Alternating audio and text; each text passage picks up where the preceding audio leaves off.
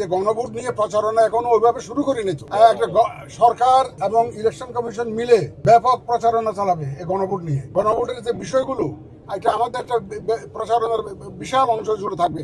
প্রচারণাটা যখন শুরু হবে তখন না আপনি বুঝতে পারবেন যে মানুষ জানলো কি যায়। মাত্র অধ্যাদেশটা হলো গত মঙ্গলবার দিন, অধ্যাদেশটা হলো, আইনটা হলো। আইন হওয়া মানে হচ্ছে ইলেকশন কমিশনকে অথরাইজ করা টু কন্ডাক্ট দি রেফারেন্ডাম।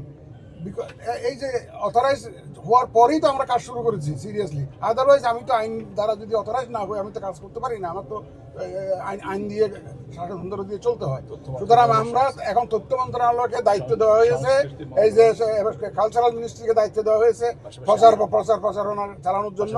আমরাও আছি সাথে, আমরা সাথে মিলে এই প্রচারণাটা ব্যাপক প্রচারণা করবো। আর একটা শুনেন, আপনাদেরও তো একটা দায়িত্ব আছে, আপনারা এই দেশের নাগরিক, আমরা আপনাদেরকে মূল্যায়ন করি। আমাদের সবার কিন্তু যৌথ দায়িত্ব প্রচারণাটা, যেহেতু আপনারা you are the members of the media, you have a responsibility to publicize this referendum, the issues of in the referendum. এটা আপনাদেরও দায়িত্ব আছে যে রেফারেন্ডামে কি কি বিষয়গুলো আসছে আপনারা ওটা প্রচার করবেন। আমরা আমাদের পক্ষ থেকে আপনারা ব্যাপক প্রচার শুরু হবে, দেখবেন ইনশাল্লাহ। আইন শৃঙ্খলা মানে আমি যে সেদিন বলেছিলাম 5th August 2024 রাত্রে তো ঘুমাইতে পারি নাই। No police station was working operational. আমরা নিজেদের সিকিউরিটিতে থাকতে হয়েছে। এখন কি সেই অবস্থা আছে? Things has improved much higher. আগের তো মতো না, এখন তো everybody can sleep at home. শান্তিতে ঘুমাইতে পারতেছেন, আপনি শান্তিতে আসছেন। এ পর্যন্ত আগে আসছেন, আপনার ক্যামেরা কি কেউ পতাকা চিন্তাই করেছে? করে নাই তো। ল অ্যান্ড অর্ডার সিচুয়েশন তো ইমপ্রুভ করে গেছে, অনেক ইমপ্রুভ করেছে। এবং আমরা তো continuously we are coordinating with the law enforcement agencies. আপনারা দেখতেছেন, আপনারা কভার করেছেন। আমরা বিভিন্ন ল এনফোর্সমেন্ট ডিপার্টমেন্টের সাথে খুব ক্লোজলি কাজ করছি।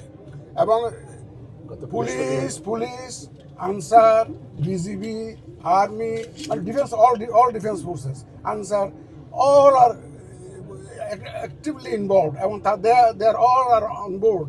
এদের ট্রেনিং হচ্ছে, এদের মক ভোটিং তো তারাও করেছে।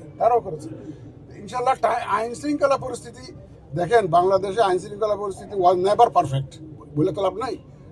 চুরি চিন্তায় মারামারি এগুলা কি আগে ছিল না? আগেও তো ছিল, সবসময় তো ছিল।